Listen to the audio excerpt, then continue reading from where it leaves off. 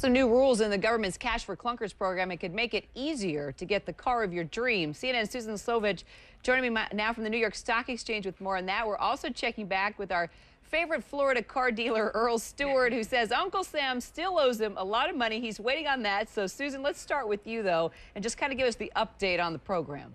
Well, let me set the table for you, Kira and Earl.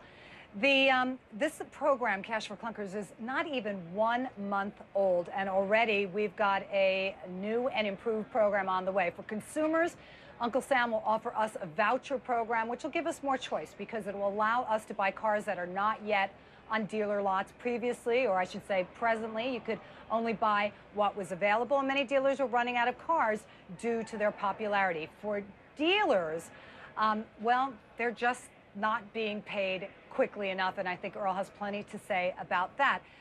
One of the problems is that the NHTSA, the government, National Highway Transportation Safety Administration, has 225 workers processing these reimbursements. There are reports that that will be greatly expanded, and a lot of the problems are simply with the paperwork, so it has to come back and forth, and hardworking dealers like Earl aren't getting paid fast enough, and the bills are racking up. And so, Earl, how much money does the government owe you right now? Because you've been pretty successful with this Cash for Clunkers, right? Kira, we've been too successful. I've got a lot of clunkers on the ground and no cash in the bank. We've got 169 clunkers. The government owes me right now, round number, $700,000. I've got, remember also the salvage value of these clunkers is not something I can collect until I deliver it to the salvage company, and I'm afraid to have those cars scrapped until I get some payment from the government. So I'm really caught between a rock and a hard place on this thing. It's a serious situation. Now let me ask you, with you though, is $700 that the government owes you, are you in trouble or are you still doing okay? Well, that's $700,000. Let's get that straight. But yeah, it's a lot of money. It's a lot of money. Fortunately, I'm well capitalized, and we're going to continue to sell cars, and I will continue to sell cars and believe in the full faith and responsibility of the United States government to pay money that they owe me. But there's some dealers out there, I'm sure, that are thinly capitalized, and at some point a dealer just can't afford to make a clunker transaction because each one is a negative cash flow. Average profit on a new car is about $1,000. If the government owes you $4,500 every time you make $1,000, that's $3,500 cash in the hole. So the arithmetic says that a lot of dealers are going to have to stop doing the transactions. Susan, are you going to ask a question? Yeah, I mean, I think that is really telling, Earl, what you just said. The average profit margin for this program, $1,000, when you're supposed to get paid up to $4,500, that is very different than just a few years ago, right? For the average profit margin was, I would imagine, a lot higher. Well, the average profit on a new vehicle varies from franchise to franchise, and of course it does vary during economic times. During tough economic times, especially now, the average profit that a dealer makes on a car is only about $1,000. Some profits are much less than that. The average dealer has several departments he operates from: parts, service, body shop, used car, and new car. The new car department typically is a very low profit department, and during economic times like this, we see them losing money. So $1,000 sounds like a lot of money, but it's not really a lot. And when you lose $3,500 in cash on the swap out between the $4,500 that is owed you and the $1,000 that you would normally make, it's a pretty precarious situation.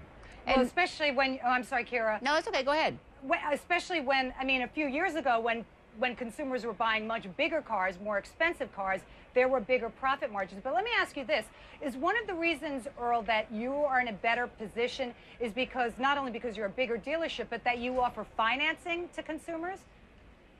Well, I basically, you know, I've been in business a long time. I sell a popular product, Toyota. I've 35 years in business, and I have all my departments are quite profitable. So, you know, this economic situation has not affected Toyota and Honda, for example, as severely as it has some of the Dodge stores, Chrysler, GM, and some of the marginal import franchises too. So I'm fortunate to have the capital, but a lot of dealers don't. I mean, it's a serious problem, and dealers are reluctant to come forward and complain about it because what dealer wants to get on CNN and say, you know, I'm undercapitalized, it looks like I'm going to go out of business and I can't sell cars under clunker. You don't want you don't want your banker or your customers to hear that statement, but it's happening.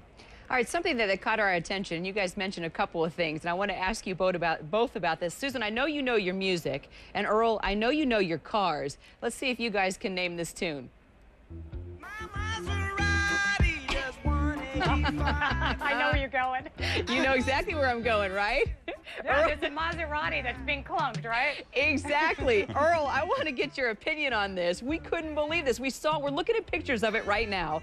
Apparently, this is a 1985 Maserati bi-turbo. The guy that turned it in says it's in immaculate museum quality condition. And the dealership is saying, I can't do this. I can't dismantle this. This is not a clunker. This is a classic. Are you seeing that there at your dealership? Here I am. It really saddens me, and I don't have any Maseratis or Ferraris that I'll be scrapping, but I've got of 169 cars that 159 cars so far that I'll be scrapping. I'd say probably 25 or 30% of those are really nice transportation. Cars that could be bought for $3,000, $4,000, $5,000, $6,000 in normal times. And wow. there are a lot of folks out there that would love to have that. You know, a lot of people in today's economy don't have the credit to buy a new car, even a high-priced used one. They save up $3,000 or $4,000. These cars are going off the market. They're being scrapped, and I think it's a shame. Yeah. So do you think somebody could make more money just selling that then versus turning it in cash for clunkers? Well, there's a line there. If you can get $4,500 from the government and you can only sell it for $4,000, you know, then obviously you take the $4,500. But you're taking a $2,000 or $3,000 car and you're scrapping it because you could get more from the government. Meanwhile, that car could be bought for $2,000, $3,000, $4,000, even if the dealer marked it up. And you take someone that has no credit, what choice for transportation do they have? And also charities are oftentimes getting contributions of cars like this, and the charitable contributions of cars have virtually dried up during this program. Oh, wow, that's not, boy. Susan, I'm seeing part 2 to our segment here. We should work on the charitable part of things. Well, hopefully this new improved Cash for Clunkers will settle a lot of the problems that we've seen in the first few weeks of the program. Well, we'll keep talking about it, that's for sure. Susan Lesovich and Earl Stewart, thanks, guys. Good luck, Earl. Thank you. Thank you very much.